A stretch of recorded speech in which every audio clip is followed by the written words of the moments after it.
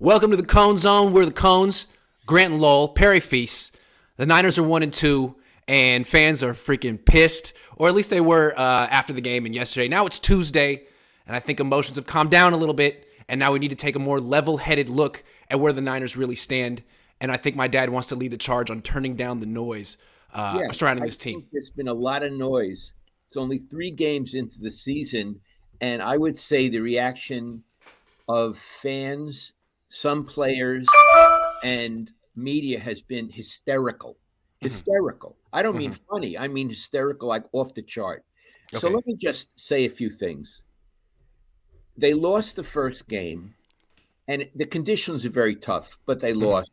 And all of a sudden, everyone was blaming Trey Lance.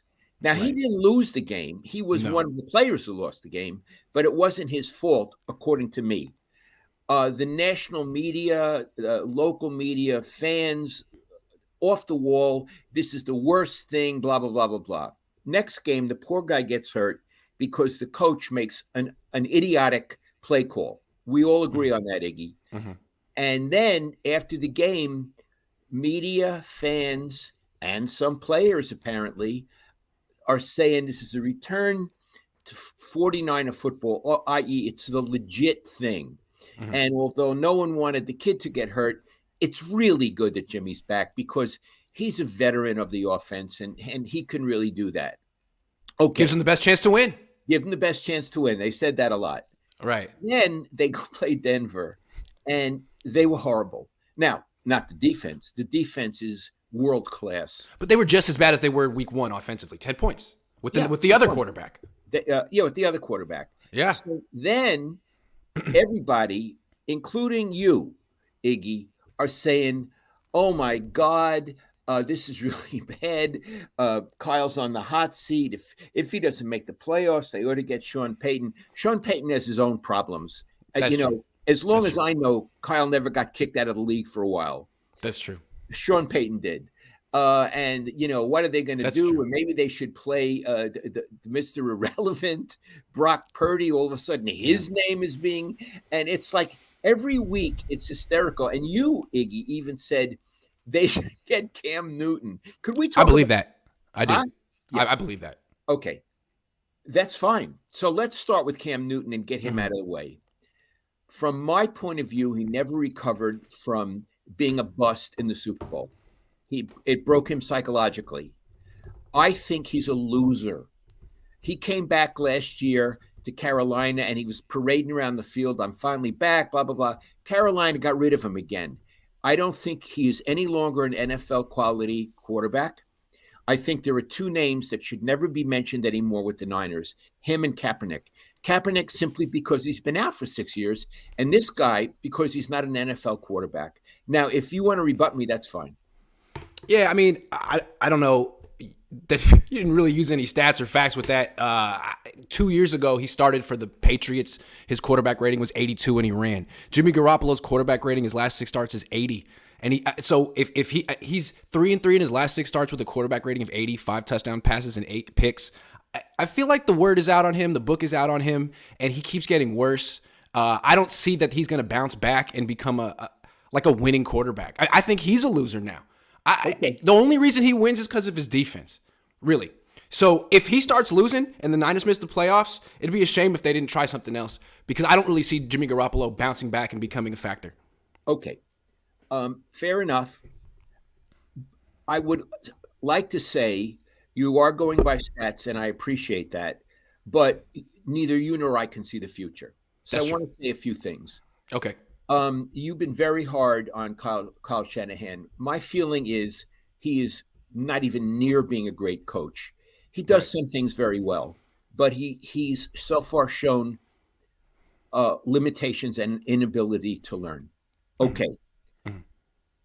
On the other hand, my machine. We got to turn that thing off. I'll come by someday and turn it off. I don't know how to turn it off. Yeah, I'll figure it out. Okay, yeah. You'll have to come by and do things for me. Yeah. Okay. Having said that he's not a great head coach, and he isn't, he got the team into the Super Bowl, blew the Super Bowl. That's one of the reasons he's not a great head coach. And Iggy, he would have had him in the Super Bowl last year if Jaquiski Tartt had caught the ball. I don't know. I mean, that was early in the fourth quarter. The Niners didn't move the ball at all in the fourth quarter. Okay. You can't just say it came down to that play. Okay, but the point is they were close to getting. They were close. They were Bowl, close. and they did Yeah. get the championship game. They did. Okay, so he's not Tom Sula or Chip Kelly. No, he's not bad at not all. a fraud. No. Okay, my feeling is, and this is a working hypothesis, he's a slow starter. And here's what I mean. Last season, he was a slow starter. He was 3-5. And the whole, the world was caving in. Mm-hmm. He figured out what he needed to figure out, and the team was respectable and got to the championship game. One of the things he figured out was Debo, now that the league is onto that, he needs to figure something else out. I understand. But he's shown himself actually to be creative and to adapt slowly. True. I'm saying let's not bring in Sean Payton yet. It's only 3 games. Last year, he adapted after 8 games. Let's see what happens. The other is, and I know that you poo-poo this, that Jimmy, they say Jimmy said he's not in football shape. Iggy, about a month ago, I visited my friend Fred Von Oppen in Montana. He used to be a coach with the Niners, and he and I are dear friends. And he and his wife, Sally, take me in because I'm blue these days. And we were talking, and Fred said, Lowell, there is something different about shape and football shape. He actually brought it up. And he said, you could work out in the weight room all you want and do wind sprints and all that, but there's something about being on the field and getting hit. And so for the time being, that's a coach who said that. For the time being, I'm willing to give Jimmy the benefit of the doubt and to say, as awful as he was in Denver, he may not always be that awful. He'll never be great. He'll never be above mediocre, but he may be good enough with that defense. Okay? Okay. He may be good enough.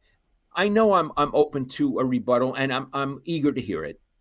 Okay, let me try my best. But since the noise got a little loud, I'm going to do it in a very quiet voice. Please. I'm going to say quietly. All right, first of all, this is why I think not just me, but a lot of people are really freaked out about the 49ers and are thinking about, is Kyle Shanahan good enough?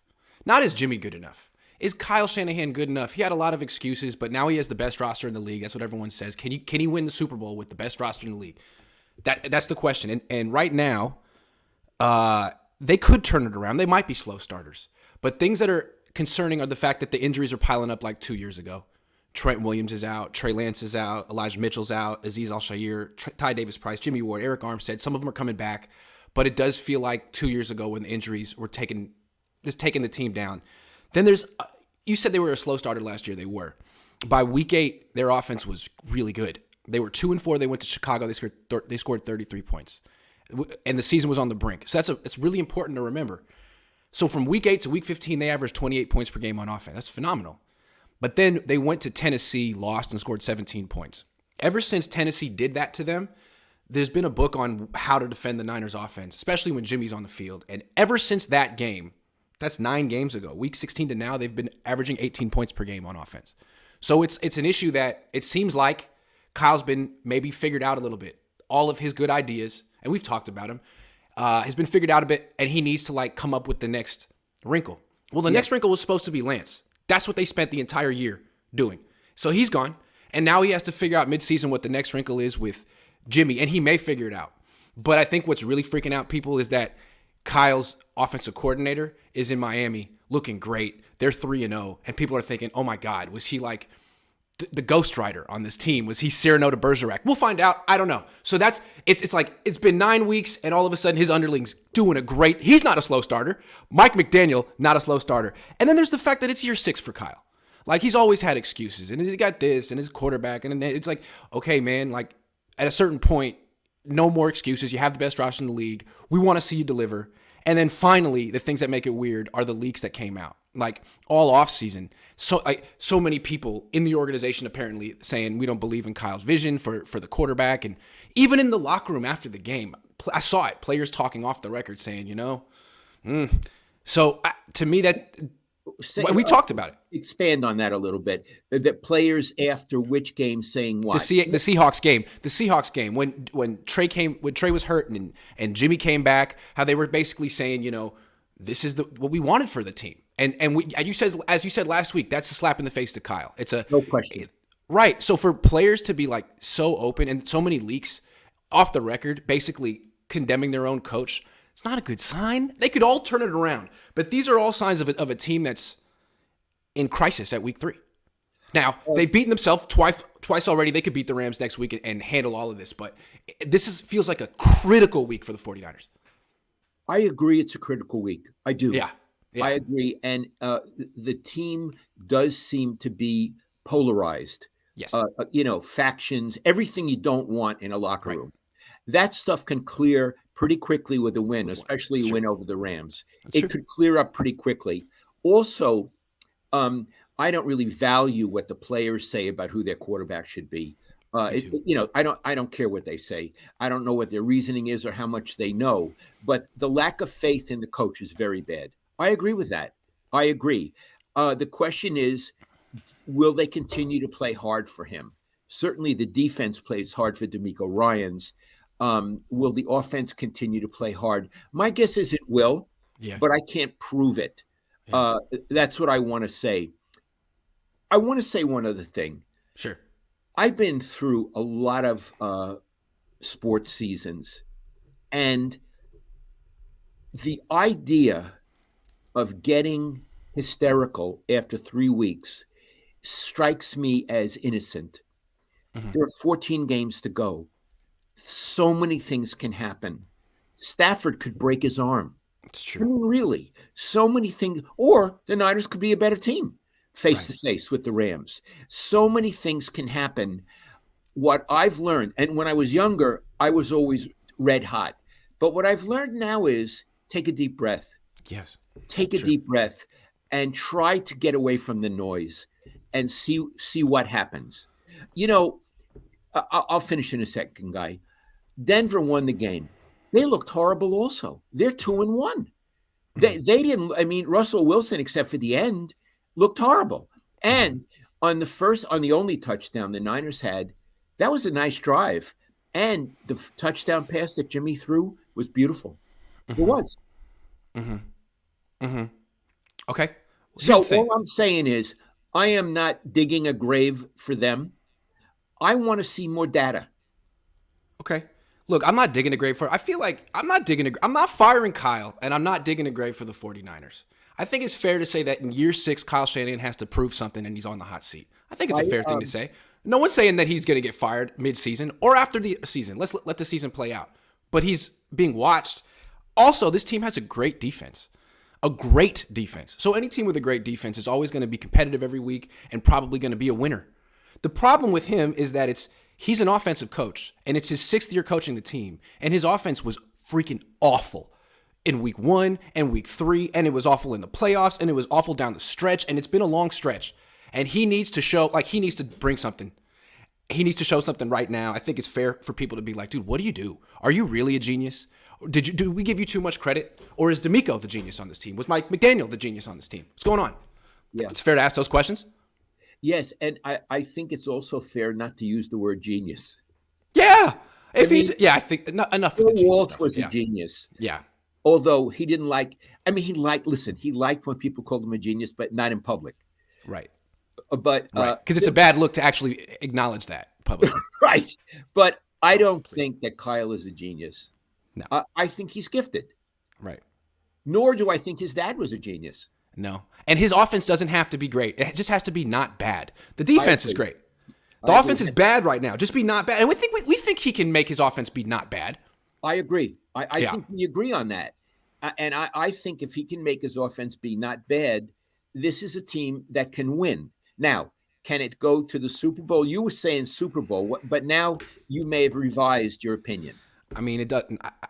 No, I don't think they're going to win a Super Bowl. This is the team. This is the same team as last year, and I like the idea of something different with a new quarterback. But now they're back to the same team as last year, and it's not really Kyle's fault. He's done the most he can with this quarterback. It's a very limited quarterback. If you go and watch the coaches' tape from this game, there's guys open down the field left and right, and Jimmy doesn't even look. He doesn't even care. So there's only so much Kyle can do, and it has to be revolve around the running game. I don't know. I'm sorry. He put himself in this situation. Tom Brady wanted to play for him, and Kyle said no thanks. So, sorry. this is what you get. Yeah, he's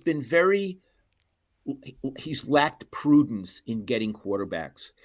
It's not like these 3 weeks are isolated. They're Right. related to his whole era Yeah. of being the head coach and not being savvy about getting quarterbacks and really not understanding how important it is. And I think last year he ducked a lot of blame because they won. But if Jimmy struggled, people would say, like me, well, Trey would have won. Put in Trey, that'll fix everything. And then Trey came in, and there were problems with the Trey Lance offense too. And I think people are like, well, wait a second. This offensive genius is really struggling, and maybe it's because of the decisions he made. He didn't want Patrick Mahomes. He didn't want Tom Brady. He wanted Trey Lance and Jimmy Garoppolo, and can't really make it work with either one to the degree a genius should. And I think people are saying, wait a second, it's year 6. We all bought into you. And now it's like D'Amico. So I don't know. I just think it's fair that he gets looked at like this. No one's firing Kyle. He gets the whole season. But I think he needs to understand that he needs to actually produce. Because, again, he's looking like Mark Jackson to me. Yes, you came here. You turned the culture around. You did great stuff. But can Mark Jackson win a championship with a great roster? Probably not. Can Kyle win a championship with a great roster? We'll see. He has one right now. He's lost a Super Bowl he should have won. He lost an NFC championship he should have won at a certain point. What do we say about, we called Harbaugh a high-level loser. And he is. He still hasn't won a championship in Michigan. Is Kyle a high-level loser? We asked. He may be a mid-level loser. He might be. I don't know. Might be. Hey, I'm going to just, Mark Jackson, it makes me laugh. I'm not going to name the coach, but remember we called the famous NBA coach one time when Jackson had the Warriors in the playoffs, and we asked this famous coach what he thought of Mark Jackson's offense, and his response was he started laughing on the phone. Remember, Iggy? He said, Lowell, I don't want to say anything, but he was just laughing. He laughed at Mark Jackson. Yeah. Now, you heard it. I was like 22. I called him up. He was gracious enough to give me some time, and I asked him, how would you describe Mark Jackson's offense? And he just started laughing. He's like, I can't. That's got to stop. I can't. That was really funny. That really happened. Anyway, that was really okay. Look, I'm with you. Turn down the noise. Here's the thing with football. When a team wins, the celebration is way too much. And when they lose, people lose their mind because there's only a few games. But by Tuesday, I think people kind of like reach normal emotional balance. So this is a good day to talk about it. I'm with you. It's just when all these people are donating money to me after the game saying, fire Kyle, what am I supposed to say? No, you're wrong. No, you're wrong. No, I don't want to fire Kyle. Kyle, if you're watching, I don't think they should fire you. I think this is a great year for you to prove that you're the greatest coach and that you're good enough to win a Super Bowl because you got the horses. You have to have the horses. You got, and the one thing that you can't say is people say, well, you give Kyle Shanahan a quarterback, watch what happens. Man, he's had his pick for 6 years. You can't say that. These are the quarterbacks he wants. He wanted Brock Purdy. He wanted Jimmy. He wanted Trey. These are the guys. Win it. I also want to take out the phrase hot seat. It's too hot early seat. To be on the hot seat. Whatever the hot seat is that the electric chair? I don't know. I don't want him on the hot seat yet. Is that is it an electric chair analogy? That's grim. I don't know. I don't even know. Yeah, it's true. Like we use these cliches, right? Yeah. I don't know what the hot seat is. My friend, whatever the hot seat is, I don't want him on it. And listen, I'm not a fan of his. I don't know him. He's on it. Sorry, I'm in charge of the hot seat. I put him on it. Sorry. Okay, it's too late. Your hot seat. He's on my hot seat. My hot seat. There you go. That's he's true. The hot seat, totsy seat. Yeah, if he comes to dinner and he's at my table, the seat's going to be a little bit warm. I'm going to preheat it. I'm going to preheat his seat. Yeah, he's coming to dinner at your house. Do you see how he looks at me when I ask questions? Show the look. And how do you interpret it? I hate you. I hate you. I hate you. I hate you. I hate you. I hate you. I hate you. I hate you. I hate you. Oh yeah, Jeff Wilson played really well. Sorry, I mean, win. I won't ask the questions. I'll ask good questions if you win. So why does he hate you? Because I'm the one that's on him the hardest. Although yesterday I sat back and let everyone else, Matt Mayoko, Matt Bear, everyone was asking very polite but very critical questions of Kyle yesterday. As they should. It's time. It's time. And it was a pathetic performance. It was pathetic. And to Kyle's credit, he was prepared for it. He was not defensive. He actually did, to the best of his ability, take credit for specific things. He even said, the play call and the safety, it was a bad play call. I shouldn't have called that. I've never heard him say something like that, which is like coaches do it all the time. But he did it. it shows he's capable of showing leadership and being the face of the franchise in a good way.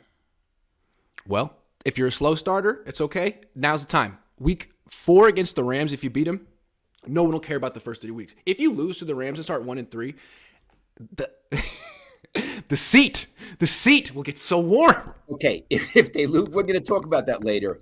I admit I'm not going to put him on the hot seat even if he loses to the Rams. Fair enough. Because you'd be 1-3, but still there'd be 13 more games to go. You know what's fun about the hot seat? It doesn't exist. It's true. It doesn't exist. That's what I like about it. It doesn't exist. It's a metaphor. Yeah. Okay, let's answer some questions, then get back to our show. Toby says, my favorite show of the week is of yours, Grant. Good morning, Mr. Cohn. The defense will just have to do it all to win a game. It's going to have to do a lot. What it has to do is, in addition to being great, is force turnovers. Because then the Niners will score points if they have those short fields. And they don't. They didn't against Denver, but that's because they're going against Russell Wilson. This week, Matthew Stafford has 5 picks through 3 games, so it could happen. He's not Russell Wilson. He's a guy with a strong arm. And he's a bit of a stiff. DJ Marquis says, both of you are more entertaining and offer a better product than the 49ers. I stopped buying tickets and merch after Harbaugh left. You get my money now. Hey, thanks. We'll start playing football too. Lauren says, can't think of a quarterback who strikes less fear in a defense than Jimmy. It's tough because at this point he started 48 games and there's real data out there showing he won't throw the ball more than 30 yards down the field. That's good information for a defense to have. Yes. Domain Threat says, after rewatching the game, worse than Jimmy was how Brendel got bullied all game and run and pass, the center.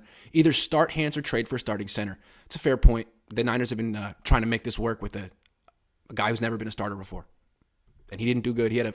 That fumble was his fault. Stephen McGinnis says, Ryan Fitzpatrick, nice deep ball for a Gray for Danny Gray and Brandon Ayuk. He's an announcer now. I don't think he's playing football. He's not in football shape. Solid team player, can think on the fly, smart and educated, loves to beat TB12. I actually always liked Ryan Fitzpatrick. I thought he reminded me of Jeff Garcia when he played. Is he the guy with the beard? The guy with the beard, yeah. Yeah. He's retired. What you talking about, Willis says, Mike Holmgren on 95.7 criticized Kyle about Trey, said he wouldn't have used Trey in that way. Brings up when he drew plays for Steve Young, there were no QB runs. All of his runs were improv off script. Well, Mike Holmgren is a very serious and a great coach. Go ahead. I was going to ask you a question. I take what he says very seriously. Who was better? What's more, go ahead. He was in the Bill Walsh tree. He was the next generation. And they, again, did not. Steve wanted to run at first. He didn't want to throw. And they told him, not on this team. You continue that, you're off the team. Who was a better coach, Mike Holmgren or Mike Shanahan? I don't know, Iggy. They both. Holmgren won 1 Super Bowl. Shanahan won 1 or 2. Two. They were both brilliant play designers, and they were. You know what? They're among the elite coaches. Yeah. Seth Harvey says, all of your plays suck, man. Jimmy, we win against LA, I know, because of gematria. Still a long season after Monday Night Football. Top game against Atlanta coming. You don't know what he's talking about, but there's a clip going around. You can see it on my Twitter. After Jimmy Garoppolo had an incomplete pass on the 3rd down, the TV camera caught him yelling, all your plays suck, man, as he came off the field. So that's another wrinkle in how close and tight-knit the Niners are right now. He was yelling at Kyle? He was yelling, I don't know if he was yelling at Kyle. I mean, he's probably pretty far from Kyle, but you can see him yelling, all your plays suck, man. And, I mean, yeah, you could see him say Kyle's the play caller. Kyle's a play caller, yeah. And what's crazy is actually if you watch that play on the All-22, I think Debo's wide open deep down the field. So it's like Kyle has a point. Jimmy doesn't like the plays. Kyle, it's like, I don't know, man. Maybe they'll figure it out, but they got a ways to go. So this is interesting. So the most important point is they are not close as a tandem. No, coach. No. We know coaches that are very supportive of their players, and we know one in particular who, when he was designing offenses, would go to his quarterback if he got a new quarterback and say, "What do you like to do? Let's make it." He would do it like this. He would go through situations, 1st and 10, 3rd and whatever, goal line, red zone. Tell me your top 10 favorite plays. Order them 1 through 10. Top Yeah. 10 favorite plays. That way, I know what you like, and you're invested in the outcome of what I call. That's right. Yeah. As opposed to imposing your system on a quarterback, which I think Kyle does. Oh, I think there's no question. So anyway, good to know. And again, if they beat the Rams, then the relationship between Jimmy and Kyle is not a topic. And what they say, what did Madden say? Winning cures everything. It's the best deodorant. That's true. But if they lose to the Rams, these issues get worse. That's right. And I to keep our main metaphor, Iggy, if they lose to the Rams, the noise becomes hellacious. It becomes deafening. Absolutely. Yeah, deafening. Deafening. If they beat the Rams, it becomes real quiet. Yeah. Real quiet, right? Yeah. D. Wood says, if Kyle never wanted Jimmy, supposedly wanted Mac over Trey, is this really his fault? We'll never know. But I mean, if you let yourself get overruled by the owner, I mean, I don't know. I don't know. We don't know. It's possible that Kyle wanted Mac Jones, who's also hurt right now, and Jed York privately said, no way. We'll never know. Yeah. But I don't know. Trading all that for Mac Jones doesn't seem that smart. He's not that good. David says, Lowell Grant made a wonderful video on Jed York wanting to be like Eddie D. From your experience with the team, what are your thoughts Eddie would think of the Niners' current state, Kyle and Trey? I think you said it yesterday with Larry. He would be out of his mind. He wouldn't accept this at all. Yeah. And he would threaten firings and maybe even fire people. You know, he forced Eddie, who I like very much. I've grown to like very much.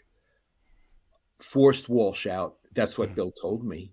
And as you said, he fired Seifert and brought in Mariucci, who was not as good as coach as Seifert. But he wouldn't accept these kinds of things. No. And, you know, another guy who wouldn't, I don't think, is Joe Lacob. Joe Lacob hired Mark Jackson, and Mark Jackson got the team to a point in the playoffs, and he felt he couldn't get any further. Joe Lacob hired another guy. It was Steve Kerr. It was controversial, never been a coach before. Another former player who was an announcer like Mark Jackson won a championship his first year. Lacob was right. And I would wonder, you know, if he was owning this team, what would he think of Kyle? Would he think Kyle could take him all the way? And if not, would he identify someone who could? Maybe it's not Sean Payton. But I think owners need to be thinking along those lines, even if they're not talking about it publicly. Yeah, you need to be proactive. You know, it's funny. I used to talk to Lacob. I don't talk to any of these people anymore. And Lacob told me he liked to fire people. Wow. He did. That is interesting. Yeah, he said. Why? Because I want to make things better. He said, I take time, I evaluate everybody, and if they're not good enough, I like to fire them. Wow. Tell me that. That's really interesting. And I thought it was fair. That is fair. Look what he's done with that organization. I mean, look at Steve Kerr. He's won 4 championships. That's right. Yeah, it's pretty good. Right. He's really good. Lacob found that guy. I mean, there's a lot of criticisms of Eddie DeBartolo and Joe Lacob. They're not perfect owners, but they found championship coaches. Jed's still searching. And Jed has to really evaluate. He can't just keep giving Kyle Shanahan extensions for being close or almost the best. You got to really look at this. Yeah. And Bill, it's a cliche, but obviously he had Joe and Steve and this guy has. And when we think of those teams, we think of Joe and Steve and Jerry. Yeah. Okay. Yeah. This guy has no one like that. No. There's no Joe and Steve. The Jerry, I guess, is Debo. Although, Iggy, he's going to get Debo hurt. Yeah, and Debo's not having a great year this year. Debo's had one Jerry Rice-esque year. Jerry Rice had like 15 of those. So it's hard to compare anyone to Jerry Rice. You know, you can't count on anyone to be that consistent. But again, like what Bill did was he was a championship coach. He figured out the quarterback position right away. And you could say he got lucky or whatever with a 3rd-round pick in Joe Montana. He developed him. And then even when that wasn't enough, by the time Joe was getting to be about 30, Bill was thinking, I might need to get another one. And developed that guy too. Kyle's over here being like, let's just draft a guy with the last pick in the draft. There's our backup. And whoa. What also Bill did is, because Bill was very strategic, by having Joe and Steve at the same time, he built up animosity between them. Mm-hmm. I think they get along, but there was potential animosity and competition. Right. He made them both better. There you go. There was no one, as far as I can tell, really challenging Trey Lance, who was a serious contender, because I don't think Jimmy is a serious contender to Trey Lance, who now is going to lose another season. And again, you blame that 100% on Kyle Shanahan, 100%. The main threats. Go ahead. I think we should move on to our next topic. Locker room. The main threat says the locker room is low key toxic. Let's see. We'll see what happens. Next topic: Trent Williams and injuries. Okay.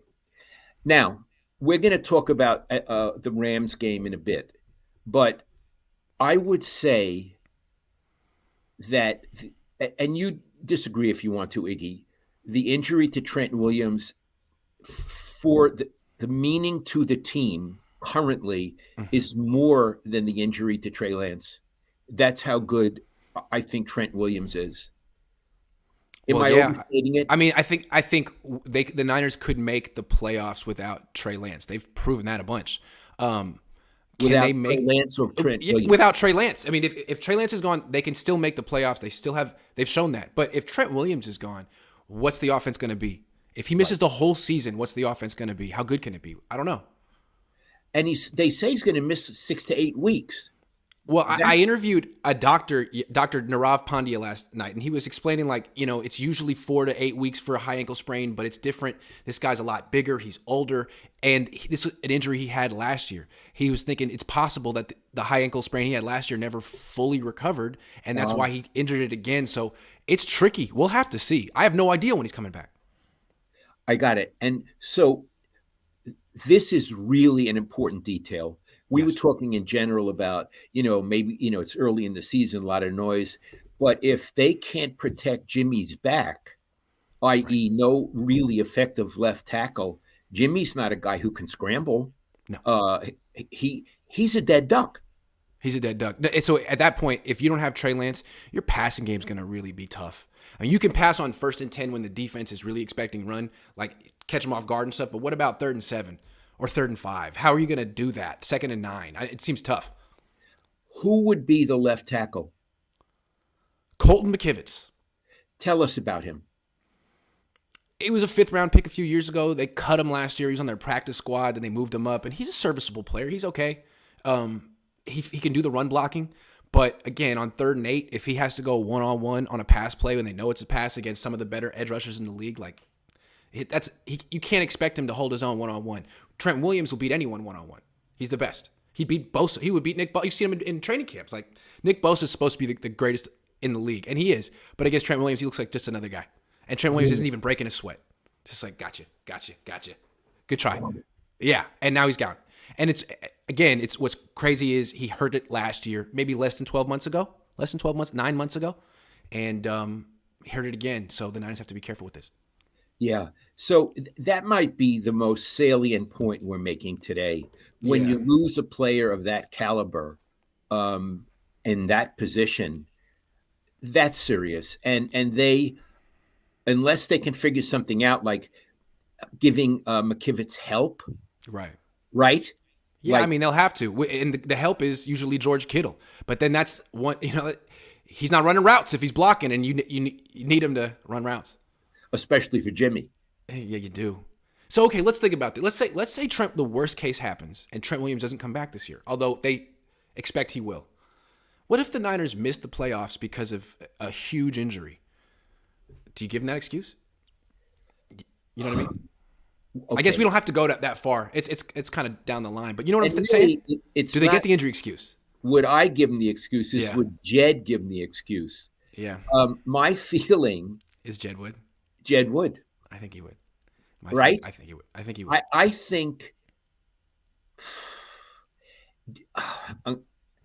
think Jed is softer than Eddie. I think Jed is softer than Eddie too. I agree. I do.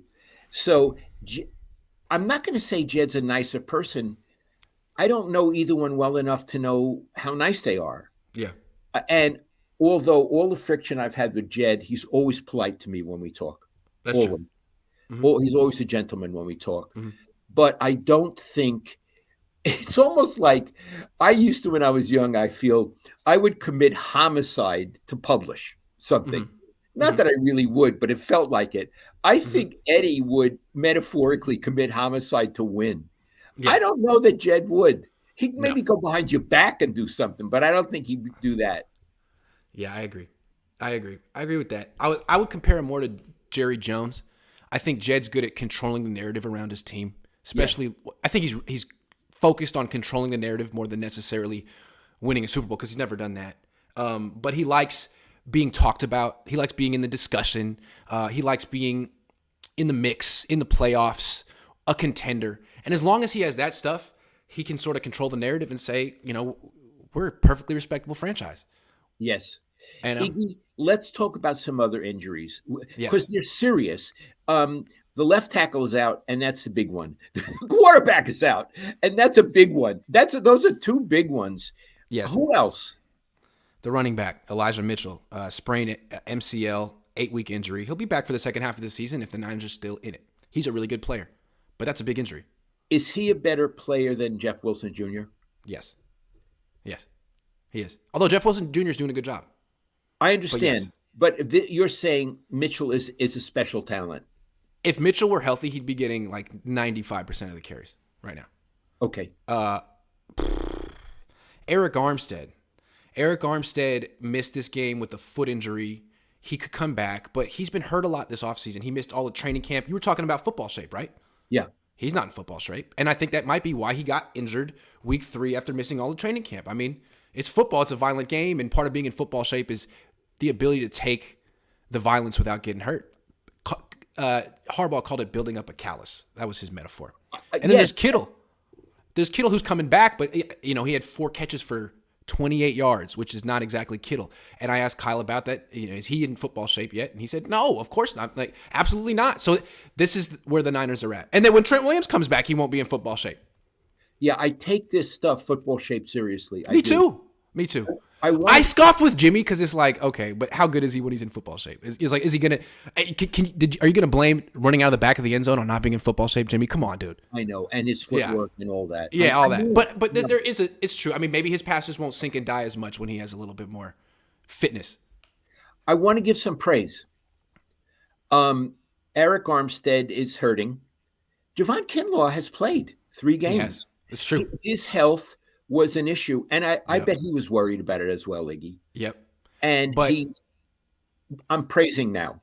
I was gonna praise him too. He's hung in there for 3 games. He's good against the run, and he did knock down a pass. Yep. What I wanted to say, before you cut me off, was that he had a great offseason. You could see it coming. He was there in minicamp, he was there before OTAs working out. He was there throughout the entire offseason program. He was there all the time in training camp. It matters. He's in football shape. It matters. He's in football shape. So you can see it coming. Are there other injuries that we should talk about? Jimmy Ward. I mean, he's been out. He's coming back eventually, and he's really important. And that's another guy who has to get into football shape. He's a 31-year-old DB who needs to run very fast, and he's coming off a torn hamstring. So him. But he's supposed to start practicing next week, and Jason Verrett too. So that's interesting. Reinforcements.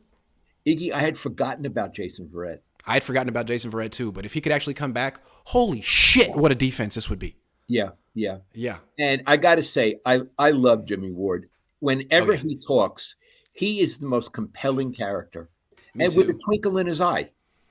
I went up to him in Minnesota at the joint practice and asked if he'd come back on my channel. And he said, yes, let me just get a few games under my belt first because he likes to talk shit. But he wants to actually have some, some good performances. So he got hurt, and I'm like, So here's the deal. Yeah. Certain football players understand when you're hurt, you shouldn't be talking. Yeah, like Jimmy Ward. Yeah. Mm-hmm. We'll do one more topic, and then we'll take some questions. Yes, Grant. Do you want to look at the Rams first or the NFC West as a whole first? And I think we should end with the Rams. Okay, good call. Do you want to talk about why the media is so kind to Kyle or the NFC West first? Media and Kyle. Boom. Let's do that. And then we'll take some questions. Okay. Now, you're with the media and I'm not. You may have things to say that I don't. But I would have to say that the media is incredibly generous to Kyle. In fact, when I read certain or hear certain analysts talking about how crummy the Niners have done so far, they generally blame it on Jimmy. Right. But no one dares, and I have seen no one dares to say, maybe this coach is overrated, or maybe this coach is in a slump, or Right. maybe this coach, like you say it, or maybe this coach needs to elevate his game. Yeah. All of these things may be true. So the question is, why is it hands off on Kyle Shanahan? Now, I have theories. Mhm. I know you have a theory of his name. Do you want to talk about that, and then I'll give my theories? Well, I mean, his dad's a Super Bowl winning coach. His dad's been around for a very long time. His dad has all kind of contacts in the media. And I know how that works. As a media guy, if you have a contact with the coach, you want that guy to have a job. You want that guy employed. That's your access into the league. And once he's gone and someone replaces him, you don't know him. I mean, that's a contact that's gone. So Shanahan's have a million contacts and guys who have been sports reporters for a long time. Guys in their 50s and 60s who have a lot of millions of followers on Twitter. So I think there's just a level of power that they have in the league. That the Shanahans do. And like that Trey Lance doesn't have. And the thing that what killed me was everyone was criticizing Trey Lance. Who picked him? How do you criticize Trey Lance and not the guy who picked him and coached him? But people did. They separated it. Like Kyle was a genius for not developing Trey Lance, and I don't understand that at all. No, I'm with you. I'm 100% with you. Yeah. Yeah. So, in other words, what you're saying is media people go easy on the Shanahans because it's the golden goose. Yeah, exactly. They know him, and it's good. Yeah, it's good for business. I mean, the guy is 40 and 44, and if he was just a guy that wasn't part of like a brand and a family, the media would crucify him. But why? What's in it for them? Why not? I mean, the Shanahans are good business. Sounds good to me. Yeah. I would add, yes, Kyle Shanahan came after the Butcher, and he came after Chip Kelly. So compared to those losers, he looks good. And I think people maybe give him too much credit for simply not being awful. Especially locally. I think the fans and the media remember those years. And it was bad for the media, too, because the hits went down on the Niners. It's like we're covering the team and, like, interest was low. It was like covering the Arizona Cardinals or something. And so all of a sudden, Kyle comes in and it's like, this is a national team. You know, Colin Cowherd's talking about him, and Stephen A. It's like, this is great. And I think people are a little afraid of this team becoming irrelevant. They're very relevant right now with Kyle Shanahan. He's a brand. Right. Jimmy's a brand. And so it helps Twitter numbers, YouTube numbers, all of that stuff. Yes. I would add another thing, and I think this is what's happened to journalism. You got to remember that I come from newspapers, from a print journalism background. I never really had Twitter till the very end. And so I wasn't worried about getting clicks or hits or whatever the hell it is, page views. As a result, I never held back in my questions. As you know, I could be very difficult for people who I thought were underperforming or not acting well. Now, because your newspaper, if you work for a newspaper, or your TV station, looking how much you generate, how much traffic you generate, I think there's less encouragement to be a hard journalist. You want fans to like you. You want to write nice things, and you want your newspaper to like you. And what's more, you want Kyle to like you. Right. So he won't cut you off. And Jimmy to like you, so they won't cut you off. So they'll answer your questions. You could say, I asked this question, and you can get clicks. Yeah. And, Iggy, I watched afterward the on NBC Sports Bay Area, the post-game show. I understand what those guys are trying to do. It's a 49ers show. But after what happened in Denver, they led off the show with talking about all the good things the 49ers did. And fans don't want to hear that shit. They eventually got to other things. But is someone from the 49er organization putting pressure on them to write? Oh, I would think so. I absolutely think so. They're partners. I'm sure that's yes. It was like propaganda. Yes. It was like I was reading Pravda. You know what I mean? Oh, if they were too critical, I'm sure they would have got a call the next day. And if it went on too long, I'm sure the Niners would threaten, removing them as the rights holder and going to somewhere else. Okay, I would respect the Niners more if they allowed people to be candid. But they don't. What they do is they control the narrative. That's what Jed does. Control the narrative. And everybody knows that the narrative is bullshit. And that's why I exist, because I don't feed into that. And I could never get hired by any of these organizations, locally or nationally. I'm too dangerous. But everyone else is playing by the same rules. I'm playing by your rules from 1985, and the fans love it. And that's why I'm having so much success. And I think other people might want to look at that and think about it. Are you a happy child? I'm a happy child, and it's working. And I don't have to do this access journalism stuff where you kiss up to everyone just to stay employed. I don't have to do that. I can just be honest, which is what everyone wants to do. Because you wrote a chapter about it in your book, the press box tough. Everyone wants to be candid in the press box, but they can't. We can. Yeah. We're encouraged to. It's a great feeling. I would not do this job if I couldn't do this. That's right. You want to be an honest, a real journalist. Yes. Yeah. Yes. Okay, let's take some questions. Sure. Nathan says Mike McGlinchey is so horrible in pass protection. I don't know why they gave him the fifth-year option. He got blown by all game. He's horrible. Not a question. Just a very angry statement about Mike McGlinchey. I hear you, Nathan. Sorry. I'll read it for you. Mike McGlinchey is so horrible in pass protection. I don't know why they gave him a fifth-year option. He got blown by all game. Oh, yeah. Mike, sorry. Domain Threat says when Jimmy looks bad, I'm not even mad anymore. Yeah, it's like Groundhog's Day. You know what? It's like this season, it's like watching Hamlet and trying to be like, I've seen this 10 times, and I know what's going to happen at the end, but I want to pretend like I don't. So I'm going to go in, and I'm going to enjoy this, and I'm going to think, you know what? Hamlet is going to work it all out. He's going to work it out. I'm sorry. David says, what was worse, Jimmy stepping into a safety, saving himself from pick six, or Mark Sanchez butt fumble? Mark Sanchez butt fumble got replayed thousands of times for years, so that one. Is Kyle the one who's saying no? I don't understand the question. About what?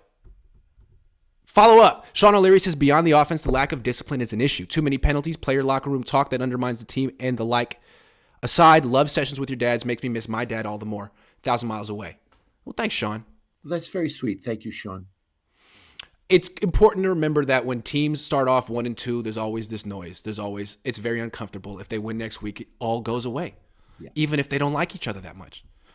Black Phil says Jake Brendel plays like he got hit in the head one too many times and thinks he's now a Spanish matador. Ole. Well, that was just mean. Van says, I'm just saying if Trey won't work, Lamar Jackson. I mean, he'd be a lot better than what the Niners have had in a long time. I'd be interested. They also could go after Aaron Rodgers. There's reports that Aaron Rodgers could opt out of his contract. So there may be options next year. Who knows? I know you're not big into Lamar Jackson, but he's a whole lot better than freaking Jimmy Garoppolo. No question about that. And you know what? He's better than Trey Lance. Oh, yeah. Also, I wouldn't mind having Aaron Rodgers here for a few years. I wouldn't mind it either. Jesus Velez says, I love your show. Debo can still be used as a weapon. He accumulated roughly 1,400 yards as the number one receiver before his wide back role. True. Agree. It's just that him going to running back coincided with a lot of wins. It was sort of their formula for winning last year, and teams have caught on. So Kyle needs to adjust his formula for winning. And what's nice is he has an elite defense, which really helps. Brady Hill says Flav is waiting for the one good game Jimmy has. So Flav is a guy who writes in a lot, and he's the biggest Jimmy supporter, and he hasn't said one thing since the game on Sunday, and everyone's kind of laughing. Bad look for Flav. Bad look for Flav. Dustin the Gale says, hi, Grant. How did you develop your knowledge on football plays, schemes, X and O's? Do you recommend any books or resources? I think learning more would make watching the experience better. Yeah, I can't tell you exactly, but since my dad knows coaches, I got to know coaches, and I actually developed friendships with coaches who would rather not have their names known publicly. But there are people I can call and I can ask. It's better than having a book. And if you could cultivate relationships with people who've been coaches in the NFL, it's what I would recommend. Like, for example, Iggy put up during training camp how Trey Lance was not releasing the ball correctly so it was in sync with his front leg. There was a coach who went over those films with Iggy. Yes. So Iggy was not making that stuff up. He wasn't pulling it out. He had gone over films with a coach.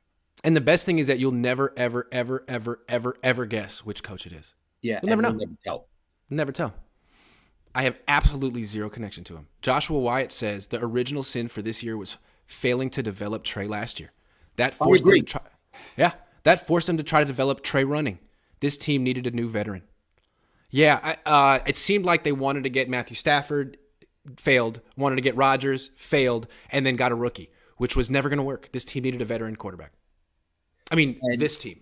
it was dereliction of duty, and I use that. I understand what I'm saying. That Kyle did not have packages last season for Trey Lance and put him in every goddamn game. I agree. And he said they didn't develop him as a passer, so they had to use him as a runner. They didn't develop him as a runner either. He got hurt running, and but even before he got hurt running, people were like, "Oh, he's taking a lot of hits," right? You were saying, he's fighting. Yeah, he's fighting for those extra yards. He needs to stop doing that. So he didn't even know how to run in the league, which is even more dangerous. Russell James says at Lowell, re-analogy of 84 Bill Walsh, JM being like composer musician. Applying this to Kyle Shanahan, Jimmy Garoppolo, can you? Need another analogy, perhaps? I don't know what you're talking about. Let me look at it again. Re-analogy of 84 Bill Walsh, JM being like composer musician. Jim Murray said that. Oh, okay. The Ramones. The Ramones. That's cool. Johns George says this team is in danger of going into bye week 3-5, and that is being optimistic. Big fat 0 chance of beating Kansas City or Rams playing this way. Agree. They need to find something else on offense. Yeah. Because the last time the Niners played the Rams, they scored 17 points and lost. They're going to need to score more than 17 points, I think. I'm thinking more than 17 is necessary this Monday night. Tantara says my name is pronounced Dundale. Oh, okay. Dundale. What do you think about Cowherd saying Jimmy was held back with Little just blocking when Trey didn't have him at all? With Kittle just blocking. Oh, yeah. Did you see Cowherd made a 4-minute video yesterday making excuses for Jimmy Garoppolo? No, I don't watch. I wouldn't watch him. What was the gist of what he said? He just went through every possible excuse. Like, well, Jimmy, he didn't practice this offseason, and Kittle wasn't there, and Broncos are a really good team. Sure, Colin picked the Niners to win the game, but the Broncos are really good, and the defense is great, and, gives it. It's like, okay, sure, but, like, you called Trey Lance a bust after 2 starts. Anyway, we shouldn't talk about Colin Cowherd. He's terrible. Todd says, if end of the season Shanahan is removed, do you keep Lynch? I don't want to go there. You can't go there yet. We have to see how the season plays out. 3 games. We got to let the season play out. Going deep is out the window with Trent. Yeah, you can't throw deep. Well, you couldn't throw deep with Jimmy anymore. Forget going deep. Sean Payton won't coach the Niners without a top 10 quarterback. Absolutely correct. That's probably true. He would probably either want to bring in a quarterback of his own or he wouldn't want the job. Damon said... Or a top 10 quarterback would want to follow him. See? That's what I'm thinking. Damon says, remember, Frank Gore was injury prone until he started boxing in the offseason. Your body needs to be ready for the abuse of the season. He did box in the offseason. That's a good point. David says it's set. He fought a celebrity boxing match and got knocked out. Okay. David says it's sad that when Kyle needs Jimmy, he rarely shows up. And when Jimmy needs Kyle, he rarely shows up. I hope Trey gets better treatment. He didn't get great treatment this year. DJ Marquis says, my boss says daily, no excuses, find solutions. Do you find them? Well, we're going to find out. I like it. One more, then we're going to get back to our show. Cowherd needs to keep the Niners QB situation, Will Smith voice, out of his mouth. Clear conflict of interest here. Apparently, Trey Lance dated Cowherd's daughter for a brief period of time, which is the backstory here. What? Kind of amazing. Yes. So, yes, hold on. That's really true. So, Lance dated Cowherd's daughter. Yes. Is Cowherd partial to Lance or Jimmy? Now Jimmy. But when the Niners drafted Lance, he was really excited about it. And I think that's right around when Trey was dating his daughter. Then they broke up. We don't know how. And now all of a sudden he's been relentlessly on this guy's case. And it's really clear why. And it's like, man, this is unprofessional, man. I don't know what happened between Trey and your daughter, but you probably shouldn't talk about him, man, because it seems like you have an axe to grind. It gives the appearance of conflict of interest, whether there is one or not. Correct. And just how harsh he's been makes it feel like it's got to be that. I mean, he's the harshest critic there is for Trey Lance. When Trey's like demonstrably, and he at least publicly comes across as a very nice person. Right. Well, you never know what they're like. You don't. You don't know. Maybe he disrespected. I think Cowherd should not talk about it because it leads people to speculate, and he's an experienced journalist and should know that. And he probably should preface criticism saying, "I know he dated my daughter, but this is not related." So maybe he needs to present it in a more shrewd way. Okay, let's get a couple more questions because Flav just popped up. Kev F says, real talk, as Oaklanders, why do you think are all the Oakland teams leaving for Vegas? Is Oakland not a good sports town? They don't have money. Yes. Vegas is willing to build these stadiums and Oakland isn't. Let's get to Flav real quick, and then we'll. I'm skipping a couple, but I'm going to come back to you guys. I just want to get to Flav. Flav says, "LOL just got here. Jimmy G had his worst game by far this week, but had the Niners losing last week. Love them minus 2.5 this week though. People overreacting about one loss. Wait till next week after Jimmy Garoppolo beats the Rams." That's what my dad's saying, essentially. Well, I'm not saying they beat the Rams. I'm saying let's see what happens against the Rams. That's true. Good point. I'm not saying they're going to beat the Rams. Flav is saying they're going to beat the Rams. That's true. Let's Flav took it one step. Okay. Let's talk about the NFC West and the Rams. Well, hold on.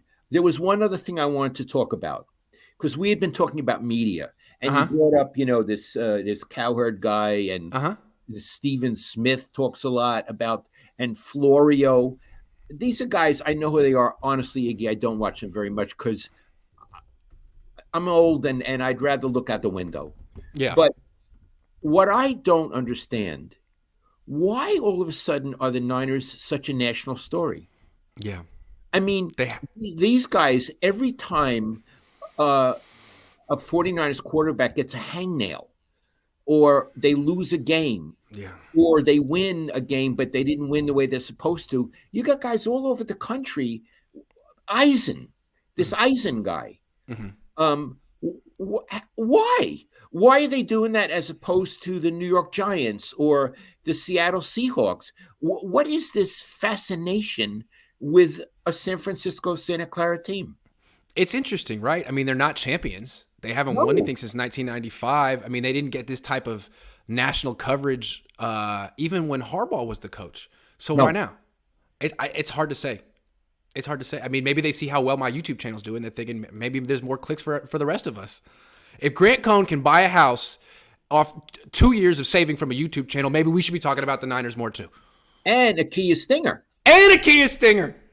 Listen, he has a Kia Stinger. I'm driving an 11-year-old Prius. I think it's got to be the Stinger factor. It's the Stinger factor. They see me driving the Stinger and they're thinking, hold on, I want a Stinger too. It's a nice car. So, Iggy, I have to tell you, it absolutely puzzles me. It baffles me. There are probably better teams in the league than the Niners.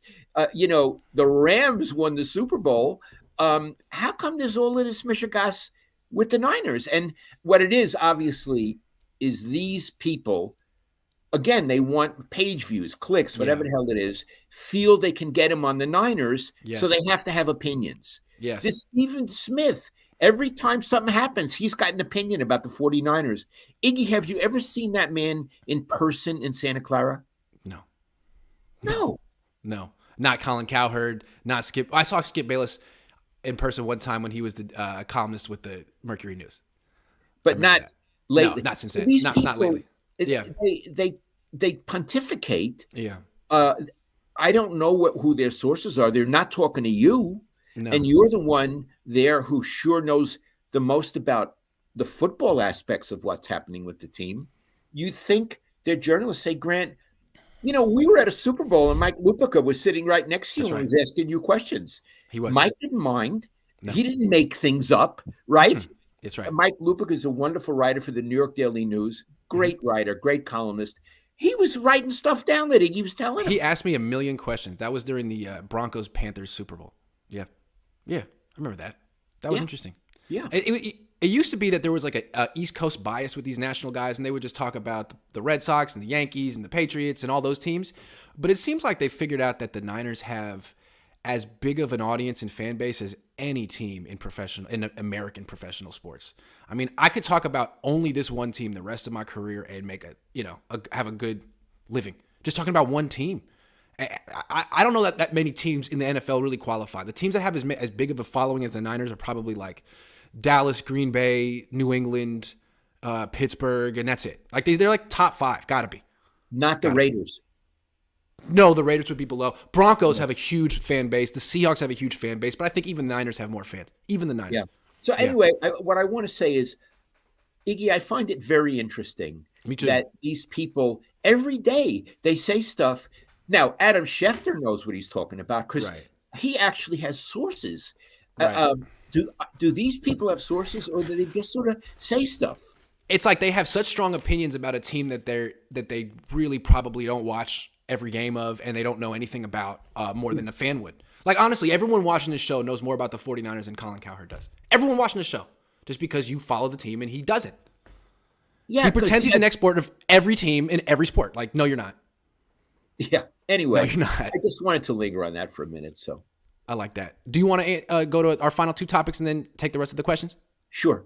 Do you want to do the Rams first or the NFC West first? Let's do the NFC and end with predicting the game. Okay, so coming into the season, everyone was thinking, the Niners, it's just such a brutal schedule, partially because it's such a brutal division. And they didn't do well in the division last year. Now we're looking at it, and I'm starting to wonder, how good is the NFC West really, Dad? Well, based on 3 games, only one team has a winning record. It's the Rams.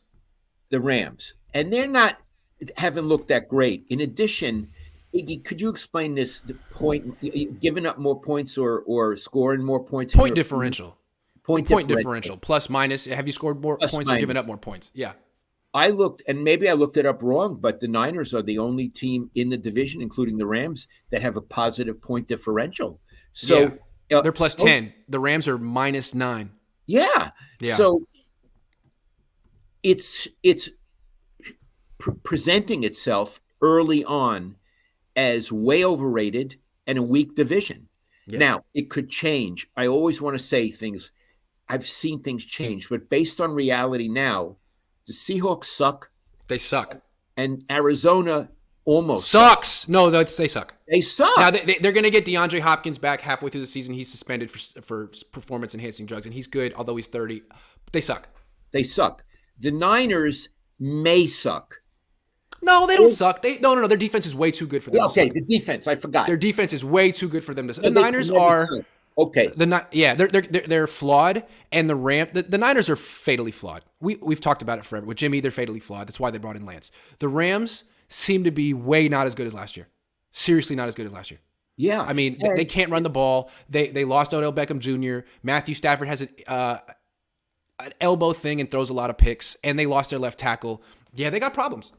Yeah. So what I mean is, if you come in first in your division, you're in, right? Yep.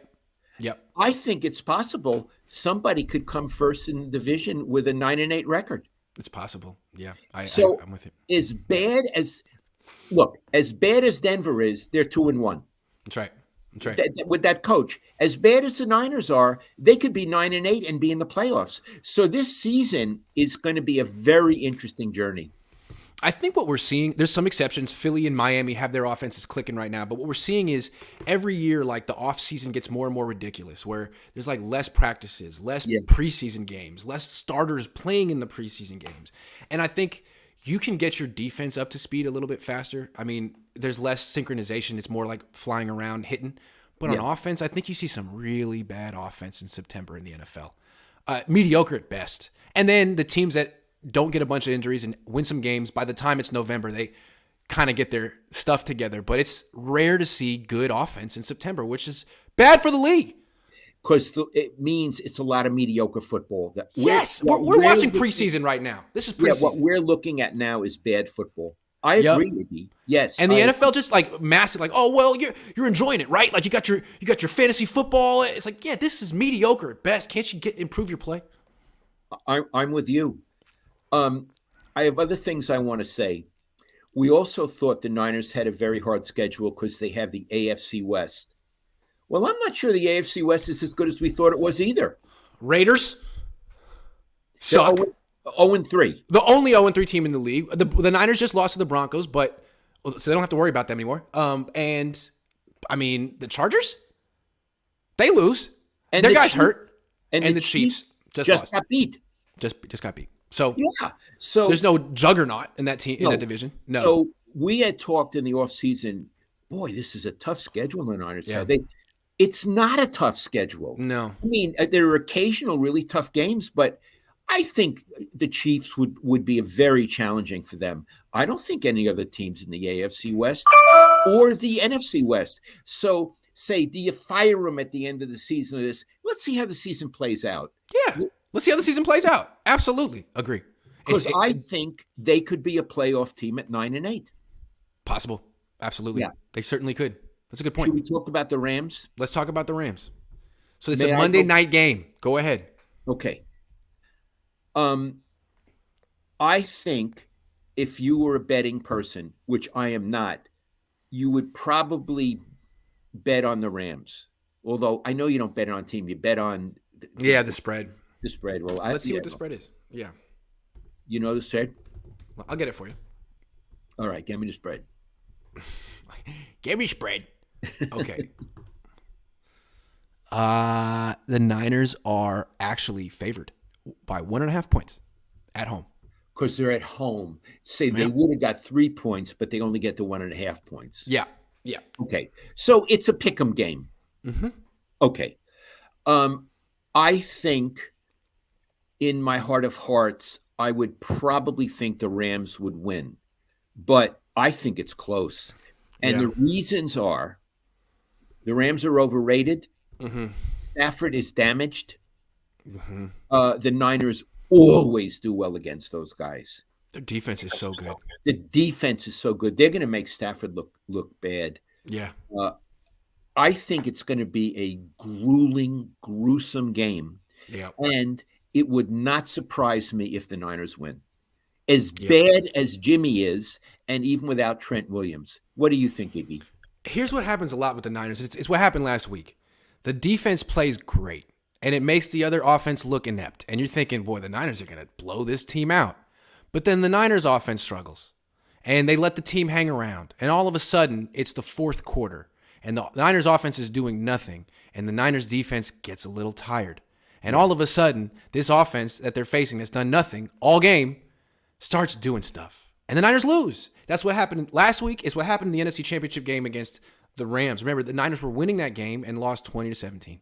So can the Niners offense do something? Something, please, because the defense will get tired.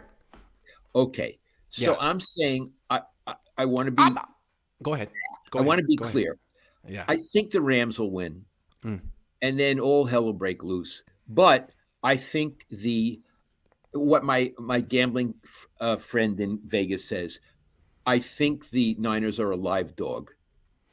Actually, I think this is the Niners might win this game. I'm looking at the Rams. They can't run the ball. They can't protect Stafford. He's throwing a lot of picks. It's a good time to face him. Yeah. It's a good time to face him. So if Stafford throws a couple picks to the Niners, I mean, they could score on defense. You know, they could really set their offense up. So the Niners absolutely could win this game with a dominant defensive performance. And here's the deal. Yeah. If they win the game, again, we don't know. Yeah. They're in first place because they will beat the Rams. That's right. They'll have the same record as the Rams, but they would have beat them. Yeah. So with all the yelling and the screaming and the rent garments and the wailing, they could be in first place on Monday. Here's what I'm expecting with this team. It's going to be probably a lot like, unless injuries just take them out, which it could happen, it's probably going to be like a lot like last year, where they get hot and they win some games, and we start thinking about, are they going to win the Super Bowl, and they get in the playoffs, and they don't quite make it all the way. And then at the end, you're like, well, what do we do? What do we do about this? Again, I don't know. That's my guess, but again, we're going to have to let it play out. We'll have to see what happens. Yeah. Yeah. All right, we have a few more donations, and then we'll get out of here. These shows are getting long because people want to interact, which is nice. David says, serious journalism question. Is it fair to criticize a backup quarterback this harshly? Talking about Jimmy. Yes, he started the game. He's starting now. Fair enough, and he gets paid a lot of money. Yep. D. Wood says, is Kyle the one saying no to Brady, etc.? It's his team. I'm not in there. I don't know. Dunno. Sakar, thank you for becoming a member. Flav again. LOL just got here. No, we got you already. I think there's another one from Flav, though. Couple more. House of Jello says, Lowell, how would you get connections as a fan? How would you get connections as a fan? Connections to the team? Is Or that what to you mean? coaches? To coaches. I guess you wouldn't. Good luck. Yeah, good luck. That's a tough one. Good luck. Alex says, I picked up Jordan Mason. Is it worth holding him or dropping back to the waiver? Hold him. Niners running backs get hurt. He's going to get his opportunity. I'm telling you. You saw his first carry, 7 yards. Hold him. Did Kittle ever get a call or get back to your dad? No, I no. never heard from him. I guess maybe he didn't watch what we talked about. Maybe not. Flav says Niners will be 4-2, 3-3 at worst after 6 games. Should be getting healthy for when the real season starts. You guys worry too much. I'm not worried. At I'm not least worried. let me put it like this. I'm worried about a lot of things in my life. One of them ain't the 49ers. Yeah. You got 99 problems, but that's not one of them. Keck W says, who will stop Aaron Donald this week? Oh, boy. A couple of guys who've never faced him are going to have to block him. Is he going to line up against the left tackle or the right tackle? Well, he's going to go up against the guards. He's going to go up against Aaron Banks, and he's going to go up against Burford. He might get some snaps against the tackles, too, but he's mostly going inside against those 2 new guards. The right guard really struggled last week, Burford. We'll see. David says, how much more do we need to donate for Lowell's memoirs publishing? You got to talk to him about that. Well, you want to know something? Tell me. I wrote this memoir, Mm-hmm. and my publisher didn't want it. And but there's parts of it that are just plain Brooklyn. Yeah. And a friend of mine thinks if I just publish Brooklyn stories, he has a guy who might want to publish it. So over the last week, I wrote a Brooklyn story. I wrote every day for about 7 days, every day for hours. And I sent it over to Iggy last night because my wife usually was my editor, but she's not around to do it anymore. And the Iglet is really smart and a great reader. So he said he's very busy, obviously. And the next few days, he might read this story and give it a critique. I will. Absolutely. I'll be home the next couple of days. House of Jello says y'all should have one show solely dedicated to media. Well, we can remember to do a media topic every week. We could do that. Good with that. What holds me back on that, these are my friends. Right. And I want to be very careful so they don't think that I'm against them. Right. They're my friends. Yeah. Jonathan says, happy to know I made contributions as to a house stinger. Thank you, Jonathan. John Mathis says, how come Kyle couldn't run the same offense with Lance like he did for Jimmy when he came into the game? At least Lance didn't finish. I don't know. Kyle will never explain that one. Jamie says, Jimmy's double coverage midfield picks are laughable. Yeah. He forces those into the middle of the field. It's almost like you know they're coming. Yeah. Flav says, have never seen Niner fans so excited about their quarterback playing badly in his first 9 months. His first start in 9 months. Y'all should wait until Jimmy is done before celebrating. You keep cheering and he keeps coming back. Okay, Flav expecting Jimmy Garoppolo to improve. Flav, again, says Niners are -2.5 is a lock. Crack open your piggy banks, Coneheads. Jimmy bounce back week. Wow, Flav is really in a good move today. Okay. Shreddy Murphy says, let's shock the world on Monday Night Football. Just saying that because I saw someone say the same thing before we turned our season around versus LA on Monday Night Football last year. Manifest. Okay. Derek Odell said, is Jed scared to get rid of Kyle after Harbaugh? There's no reason to get rid of Kyle at this time. Right. But you didn't answer the question. I don't know if he's scared because he's not at that crossroads. CT Law says, hard few days for me. Do you think Jimmy is ready for timing patterns? Short screens, maybe. He is not sharp and Kyle knows it. Think some of those 8 targets to Brandon Ayuk were to make him look worse. I don't know. You mean the coach wanted the quarterback to look bad? Yeah, is that where we're at right now? That's a different level of conspiracy theory. No. That was the last one. Okay. That was our show. Thanks for watching. Thanks for donating. Thanks for doing it, Dad. Thanks, everybody. This was very interesting to me. I love you, Iggy. Love you too. I'll give you a call. Okay. All right. How do you deal with viral posts? My phone is buzzing. Oh, this is the guy that put the video out of Jimmy Garoppolo saying, all your play calls suck, man. Good job. Good find, official B&A Music 88. That's journalism. I loved it. I love it. See you guys.